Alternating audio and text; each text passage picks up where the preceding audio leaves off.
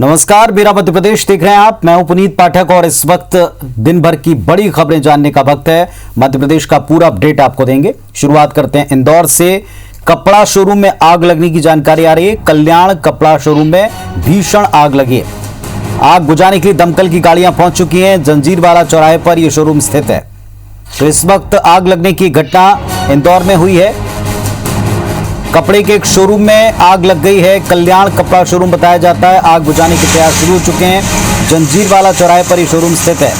दीपक हमारे साथ जुड़ गए इंदौर से। जी दीपक, बताएं। देखिए पुनीत, ये बड़ी आग की घटना है। जंजीरवाला स्क्वायर पर कालिन्या करके ये कपड़े का शोरूम था, जहां पर कि अभी शाम को ये भीषण आग लगी है और फिलहाल आग को बुझाने के प्रयास लगातार जारी है। क्योंकि ये लॉकडाउन का समय था, आसपास की दुकानें भी उस वक्त से बंद हो चुकी हैं और अचानक से आग लगी। फिलहाल आग पर काबू पाने के लिए दमकल की गाड़ियां लगी है। साथ ही साथ जो वाटर टैंकर है उनकी सप्लाई भी लगातार जारी है। चूंकि ये मेन मार्केट है और सबसे ज्यादा चहल पहल वाला ये इलाका है, जहां पर कि एक कपड़े का शोरूम था और आग लगने के कारण फिलहाल ज्ञात नहीं हो पाए। लेकिन ये जो शोरूम का पीछे का जो गोडाउन होता है वहां से आग लगना शुरू हुई थी और फिलहाल आग पर काबू पाने की कोशिश की जा रही है। तो तस्वीरें दर्शकों को दिखा रहे हैं आसपास, जबकि लॉकडाउन हो चुका है, दुकानें बंद हैं, उसी वक्त आग लगने की घटना घटी है और इस वक्त भी आग पर काबू पाने का प्रयास जारी है। दमकल की गाड़ियां पहुंची हैं। जंजीरवाला चौराहे के ऊपर ये शोरूम स्थित है जहां आग लगी है। शुक्रिया आपका दीपक इस जानकारी के लिए। तस्वीरें दर्शकों को दिखा रहे हैं। कल्याण कपड़ा शोरूम है इंदौर का, जिसमें ये भीषण आग लगी है।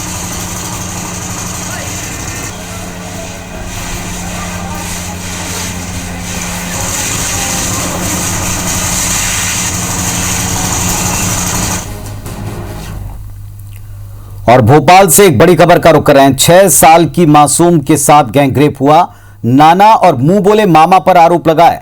समोसा खिलाने के बहाने साथ ले गए थे आरोपी। सामूहिक बलात्कार किया और इसके बाद बच्ची को धमकी दी। मुंह बंद रखने के लिए 20 रुपए दिए। तबीयत बिगड़ी तब इस घिनौनी करतूत का खुलासा हुआ है। पुलिस ने दोनों आरोपियों को गिरफ्तार कर लिया। तो बड़ी खबर आपको बता रहे हैं। 6 साल की मासूम के साथ गैंगरेप हुआ। नाना और मुंह बोले मामा पर आरोप लगाए। समोसा खिलाने के बहाने ले गए थे। सामूहिक बलात्कार किया। तबीयत बिगड़ने पर इसका खुलासा हुआ है। सत्येंद्र हमारे सहयोगी भोपाल से हमारे साथ में जुड़ गए हैं। जी सत्येंद्र, बताएं। ये 6 साल की मासूम के साथ दुष्कर्म का मामला सामने आया है। इसमें जो इसका लड़की का सगा नाना है और मुंह बोला मामा बताया जा रहा है। दोनों आरोपियों को पुलिस ने गिरफ्तार कर लिया है। घटना 1 अप्रैल की है। इसका जो नाना है इसको समोसा खिलाने के बहाने अपने पड़ोस में ले गया था। जो पड़ोस में इसका मुंह बोला नाना रहता है, उसके घर इसको लेके गया था। वहां दोनों ने मिलके बच्ची के साथ में घटना को अंजाम दिया और उसके बाद मुंह बंद रखने के लिए धमकी दी कि किसी को बताया तो जान से खत्म कर देंगे। और उसके बाद इसको 20 रुपए दिए कि 20 जाके कुछ खा पी लेना। बच्ची की तबीयत अचानक बिगड़ी और उसको कुछ तकलीफ हुई तो माँ ने पूछा। माँ के पूछने पर उसने ज्यादा कुछ तो नहीं बताया। बोली कि नाना ने कुछ गलत काम किया है। बच्ची की माँ उसको लेकर हॉस्पिटल पहुंची, तब जाके ये मामला सामने आया। फिर परिजन उसको लेकर थाने पहुंचे, जहाँ थाने में पूरी घटना का जिक्र बताया। बच्ची ने जो जिक्र बताया उसके आधार पर पुलिस ने उसके नाना और जो मुंह बोले मामा थे उन दोनों के खिलाफ सामूहिक दुष्कर्म की धाराओं के तहत मामला दर्ज करके दोनों को गिरफ्तार कर लिया है। पुलिस मामले की पड़ताल कर रही है। जी शुक्रिया आपका इस जानकारी के लिए। तो भोपाल से एक बड़ी खबर है। 6 साल की मासूम के साथ गैंगरेप हुआ। नाना और मुंह बोले मामा पर इसका आरोप लगा है। आरोपी गिरफ्तार हो चुके हैं। इस पूरी घटना को छिपाने का प्रयास भी किया था। समोसा खिलाने के बहाने बच्ची को अपने साथ आरोपी लेकर गए थे।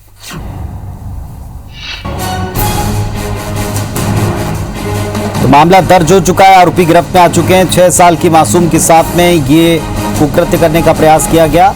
नाना और मुंह बोले मामा पर इसका आरोप लगा है।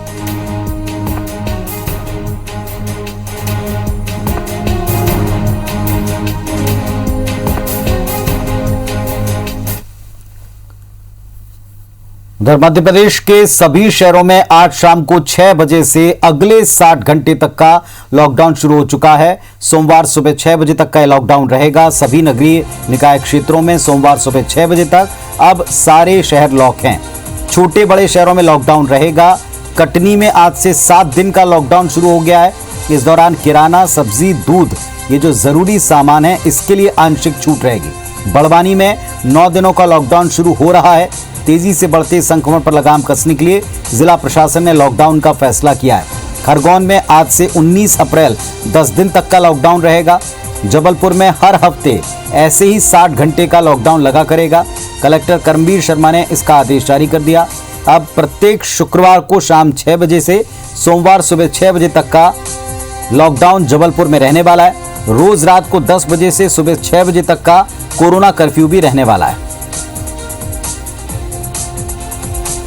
तो मध्य प्रदेश के कई शहर, इस वक्त तो तकरीबन सारे शहर लॉक हैं, लेकिन कई सारे शहरों में लंबा लॉकडाउन भी लगा है, जहां जरूरत पड़ रही जिला प्रशासन अपने हिसाब से ऐलान करता जा रहा है। जबलपुर में अब प्रत्येक वीकेंड के ऊपर लॉकडाउन रहेगा।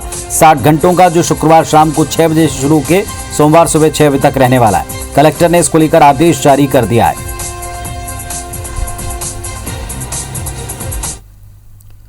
और भोपाल से बड़ी खबर, लॉकडाउन होते ही जाम की स्थिति बन गई। देखकर पहले ही अंदेशा था कि लोग वापस लौटे नहीं हैं, पूरी तरह से घर पहुंचे नहीं हैं, और ऐसा ही हुआ है। सड़कों पर जाम लगा है। 1 किलोमीटर लंबा कोला रोड के ऊपर जाम देखा गया। चूना भट्टी, नादरा बस स्टैंड, इस रोड पर जाम है। हमीदिया रोड, सुल्तानिया रोड पर भी लंबा जाम लगा है। लॉकडाउन के पहले लोग अपना काम निपटाने के लिए, सामान खरीदने के लिए घरों से बाहर निकले थे। वापस लौटते समय इस तरह की परिस्थिति बन सकती, इसका अंदेशा पहले से था। अंतिम समय तक लोगों ने खरीदारी की है। हर तरह के वाहन सड़कों पर हैं। सड़क पर लंबा लंबा जाम लगा हुआ है। कोलार रोड हो या बाकी के इलाके, हर जगह जाम की स्थिति दिखाई पड़ रही है। शिखिल बिहार हमारे साथ में जुड़ गए हैं भोपाल से। शिखिल, तस्वीरें दर्शकों को दिखा रहे हैं, अब क्या स्थिति है? देखिए, जिस प्रकार से लॉकडाउन की जैसे बात पहले से ही घोषणा यहाँ पर थी, और उसी के बाद सड़कों पर जो लोगों का हुजूम था वो यहाँ पर उमड़ा, और बाजारों में भी खासी भीड़ यहाँ पर दिखाई दी। और इसी के चलते एक प्रकार से यूं कहा जा सकता है कि एक हड़बड़ी का माहौल पूरे शहर के जो विभिन्न बाजार या प्रमुख मार्ग है उन पर दिखाई दिया। नतीजन जाम, घंटों का जाम, किलोमीटर लंबा जाम, और यही चीज यहाँ पर दिखाई दी। और जो तमाम पुलिस महकमे के जो अधिकारी और साथ ही साथ इनके साथ जो नगर निगम का जो अमला था वो यहाँ पर लगा हुआ दिखाई दिया। हालांकि अब लॉकडाउन यहाँ पर हो चुका है और लगभग 6:30 बजे के बाद बहुत ज्यादा सख्ती यहाँ पर शहर में अभी तक फिलहाल नहीं दिखाई दी। इसके चलते जो कुछ एरिया यहाँ पर अगर हम बातचीत करें जो पुराने शहरों से यहाँ पर जुड़े हुए हैं, चाहे सुल्तानिया रोड की बातचीत की जाए, कोला रोड की यहाँ पर बातचीत की जाए, और इसके अलावा देखा यहाँ पर जाए तो करौंद की जो क्षेत्र है वहां पर जाम की स्थिति लगभग जो है अब सामान्य होती दिखाई दे रही है। यह जाम सिर्फ ऐसा नहीं था कि कुछ आधे घंटे के लिए लगभग यहाँ पर लगा, बल्कि 4 बजे से ही पूरा शहर जो है वो जाम की स्थिति में आया। और इसका कारण यही था कि जैसे ही दफ्तर जो थे वो यहाँ पर छूटे और लोग जो थे वो सड़कों पर यहाँ पर उतरे, खरीदारी के लिए आए, और उसके चलते जो है जाम का लोगों को यहाँ पर सामना करना पड़ा। और इतना ही नहीं बल्कि जो एम्बुलेंस थी वो भी यहाँ पर फंसी हुई नजर आई। अगर देखा जाए तो हमीदिया अस्पताल के पास का ये नजारा यहाँ पर था, जहाँ करीब 3 से 4 एम्बुलेंस यहाँ पर फंसी रही, और उसके बाद पुलिस कर्मियों को यातायात पुलिस कर्मियों को फोन यहाँ पर किया गया, और उसके बाद फिर जो एम्बुलेंस थी उन्हें यहाँ से रवानगी करवाने में 15 से 20 मिनट की मशक्कत जो है वो पुलिस महकमे को करनी पड़ी। जी चलिए, तो तस्वीरें दिखा रहे हैं और अब हालात सामान्य हो चले, क्योंकि अब 1 घंटे से ऊपर हो गया, लेकिन फिर भी लगातार सड़कों पर जाम प्रशासन के लिए, पुलिस के लिए बड़ी चुनौती बना।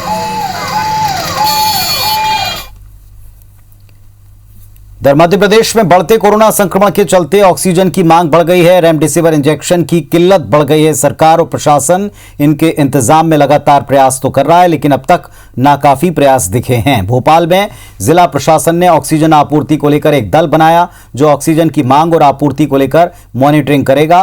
भोपाल कलेक्टर अविनाश लवानिया ने माना कि शहर में ऑक्सीजन की मांग बढ़ गई है। उन्होंने कहा कि ऑक्सीजन की आपूर्ति को लेकर शासन स्तर पर भी काम हो रहा है।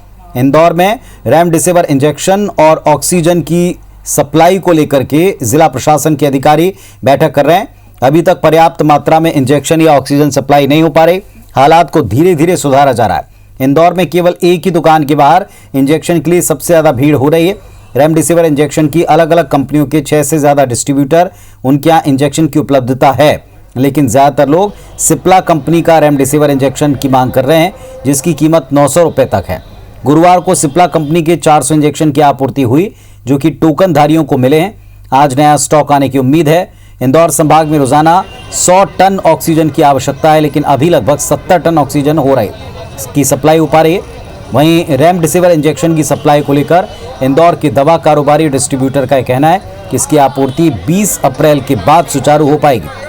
मुख्यमंत्री ने इस पर कहा है ऑक्सीजन की कोई कमी नहीं है, भिलाई से सप्लाई शुरू हो चुकी है। वहीं इंजेक्शन की कमी पर कहा कि सरकार ने खरीदी की प्रक्रिया शुरू कर दी है। कि जो हॉस्पिटल्स हैं उनको भी अपनी ऑक्सीजन की यूटिलाइजेशन में थोड़ा जुडिशियस होना पड़ेगा। ऑक्सीजन की आपूर्ति के लिए सरकार ने सारे प्रयास किए हुए हैं। हमारी जो ऑक्सीजन की आपूर्ति है, जो मूवमेंट है टाइम पे उसका, वो लगातार हो रहा है और हम लोग ये सतत इंश्योर कर रहे हैं कि जहाँ भी जो ऑक्सीजन की लेजिटिमेट डिमांड है, आवश्यकता है, उसको हम लोग पूरा करें। और कंट्रोल में सिचुएशन लाई गई है और अभी कंट्रोल में है सिचुएशन, लेकिन ये सारा सब कुछ डिपेंड करता है लिक्विड ऑक्सीजन पर। जब तक लिक्विड ऑक्सीजन की मात्रा उपलब्ध होती रहेगी तब तक वो अच्छा चलेगा। तो हम लोग उसको पूरी तरह मॉनिटर कर रहे हैं। कलेक्टर महोदय इस पर पूरी तरह से अपना उनके नॉलेज में है और उनका पूरा कंट्रोल है। लोगों को अगर एक जगह ध्रुवी फार्मा है, उसके बाद वैक्सीन हब है, इन सभी जगहों पर अलग अलग कंपनियों की रेमडेसिविर उपलब्ध है। दवाइयाँ नहीं आ रही सर आगे से, तो हम कैसे हम यहाँ पे वो करेंगे। अब धीरे धीरे सप्लाई बढ़ रही है सर। जैसे 2-3 दिन में कोई अच्छा बल्क स्टॉक आने का है, जैसे जैसे सप्लाई बढ़ती आएगी और अब कंटिन्यू कंपनियों का माल आना शुरू हो गया सर। 20 या 22 तारीख तक सभी कंपनियों का फुल फ्लेज स्टॉक आएगा सर। इसके बाद क्राइसिस नहीं आएगा सर। दूसरी बात मैं आश्वस्त करता हूं, ऑक्सीजन की कोई कमी नहीं है। भारत सरकार ने हमको भिलाई से भी ऑक्सीजन देने का फैसला किया है। ऑक्सीजन की कोई कमी नहीं रहने देंगे, ना अभी है। सरकार खरीद रही, सरकार ने प्रक्रिया शुरू कर दी, सरकार खरीदेगी, पहुंचाएगी। तो इंजेक्शन और ऑक्सीजन को लेकर लगातार डिमांड बढ़ गई है, सप्लाई कम है, आवश्यकता के मुताबिक लोगों को उपलब्ध नहीं हो रही है। लोग इसको लेकर परेशान हैं और सरकार कह रही कि लगातार इंतजाम किए जा रहे हैं। दीपक यादव इंदौर से हमारे सहयोगी इस वक्त जुड़ गए हैं।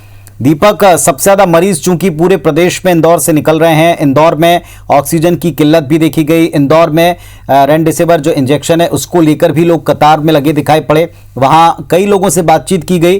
क्या और कब तक ये परिस्थितियां सामान्य हो पाएंगी? दावों में कितनी हकीकत है जो कह रहे हैं कि कहीं कोई कमी नहीं है या जल्दी दूर कर लेंगे? देखिए पुनीत, ये बिल्कुल सही बात है कि फिलहाल जो आपूर्ति के मुताबिक जो है उतनी मात्रा में ना इंजेक्शन मिल पा रहे हैं और ना ही ऑक्सीजन की पूर्ति हो पा रही है। लेकिन धीरे धीरे इस आपूर्ति को सुचारू रूप से शुरू किया जा रहा है। जिस तरीके से इंदौर संभाग में प्रतिदिन 100 टन ऑक्सीजन की आवश्यकता है, लेकिन उतनी आपूर्ति नहीं हो पा रही। इसकी एक वजह ये भी है कि कई ऐसे हॉस्पिटल्स हैं कि जो डबल स्टॉक करने में लगे हुए हैं। उसकी मॉनिटरिंग जिला प्रशासन कर रहा है ताकि जितनी जरूरत हो फिलहाल उतनी ऑक्सीजन की सप्लाई हो। और धीरे धीरे जैसे जैसे भिलाई से ऑक्सीजन आने लगेगी, महाराष्ट्र से भी अब ऑक्सीजन की सप्लाई शुरू हो रही है, तो ये जो आपूर्ति है वो पूरी तरीके से ठीक हो जाएगी। इसके अलावा दूसरी तरफ हम बात कर रहे हैं रेमडेसिविर इंजेक्शन को लेकर, तो उसकी आपूर्ति में अब धीरे धीरे बढ़ोतरी की जा रही है। दरअसल हुआ यह था कि जब पिछले दिनों जब रेमडेसिविर इंजेक्शन की मांग कम हो गई थी तो कई कंपनियों ने अपने प्रोडक्शन को बंद कर दिया था। लेकिन अब अचानक से जब रेमडेसिविर इंजेक्शन की मांग बढ़ी है तो अब कंपनियों ने अपने प्रोडक्शन को शुरू किया है और जिसके बाद ये आपूर्ति अब धीरे धीरे करके बढ़ रही है और संभवतः 20 तारीख के बाद किसी भी तरह की कोई कमी नहीं रहेगी रेमडेसिविर इंजेक्शन को लेकर। लेकिन साथ ही साथ राज्य सरकार की तरफ से भी खरीदी शुरू कर दी गई है और इसके लिए एमजीएम मेडिकल कॉलेज इंदौर को नोडल एजेंसी बनाया गया है, जो कि सरकारी अस्पतालों में जो गरीब तबके के लोग कोरोना संक्रमित से मरीज भर्ती हैं उन्हें ये इंजेक्शन दिया जाएगा। और असम से भी करीब 10,000 इंजेक्शन आने की पूरी उम्मीद है कि जल्द ही वो इंदौर पहुंचेंगे और इंदौर से पूरे प्रदेश भर में इन इंजेक्शंस का डिस्ट्रीब्यूशन होगा। तो फिलहाल धीरे धीरे करके स्थितियां सुधरने की कोशिश की जा रही है। लेकिन हम आज की बात करें तो फिलहाल आज के दिन की हम बात करें तो इंजेक्शन और ऑक्सीजन की थोड़ी कमी जरूर है, लेकिन सख्ती बढ़ती जा रही है और संभवतः 1-2 दिनों के अंदर ऑक्सीजन की सप्लाई और रेमडेसिविर इंजेक्शन की जो सप्लाई है उसकी चेन पूरी तरीके से सुचारू रूप से फिलहाल शुरू हो जाएगी। चलिए, लेकिन एक तरफ जो लगातार आपूर्ति और साथ ही साथ जो दूरदर्शिता के दावे थे या मॉनिटरिंग की बात थी, इसको ज़रूर झटका लगता है इन बातों से, जिस तरह की कमियां दिख रही हैं। शुक्रिया आपका दीपक इस पूरी जानकारी के लिए। मध्य प्रदेश में बढ़ते कोरोना संक्रमण की रोकथाम और इलाज को लेकर सरकार ने प्लानिंग को तेज किया है। सीएम शिवराज सिंह ने कहा कि मरीजों की संख्या को देख 1 लाख बेड की व्यवस्था की जा रही है। सीएम ने कहा है कि शहरों की बड़ी इमारतों को अस्पताल बनाया जाएगा, इसके लिए निजी अस्पतालों को ऑफर दे रहे हैं। सीएम शिवराज ने कहा कि कोरोना के खिलाफ लड़ाई जारी है। सीएम ने लोगों से मास्क, सोशल डिस्टेंसिंग और बार बार हाथ धोते रहने, भीड़ न लगाने की अपील की। सीएम ने यह भी भरोसा दिलाया कि ऑक्सीजन की कोई कमी नहीं होगी। भारत सरकार ने हमको भिलाई से ऑक्सीजन देने का फैसला किया। सीएम शिवराज ने टीकाकरण तेज करने की बात की। 11 अप्रैल को ज्योतिबा फुले की जयंती से 14 अप्रैल तक टीकाकरण को लेकर विशेष अभियान चलाया जाएगा। सीएम ने किल कोरोना अभियान 2 चलाने की बात भी कही है। अब एक और काम हमने प्रारंभ किया है। हम बनी बनाई बिल्डिंग, जैसे प्रशासनिक अकादमी, बालबी, माखनलाल चतुर्वेदी विश्वविद्यालय के पास बड़ी बिल्डिंग है। ये तो मैं उदाहरण बता रहा हूं। हर बड़े शहर में हमारे पास भवन है। हम प्राइवेट अस्पताल को भी ऑफर कर रहे हैं को कितने दिन में उसको अस्पताल बना के खड़ा कर सकते हैं। भवन और बाकी सुविधाएं हम देंगे। अस्पताल वो उसको बना दे, मतलब बेड, ऑक्सीजन की व्यवस्था। और एक बड़ा कदम उठा के हम लगातार बिस्तरों की संख्या बढ़ाते जाएंगे सभी महानगरों में। तो इस बुलेटिन में फिलहाल इतना ही। आप हमारी खबरों को IBC 24 की वेबसाइट पर देख सकते हैं। साथ ही लेटेस्ट अपडेट के लिए फेसबुक और ट्विटर पर हमें फॉलो कीजिए। IBC 24 आपसे अपील करता है कि कोरोना गाइडलाइन का पालन करें, सार्वजनिक जगहों पर मास्क जरूर लगाएं, खुद सुरक्षित रहें, दूसरों को भी जागरूक करें। नमस्कार।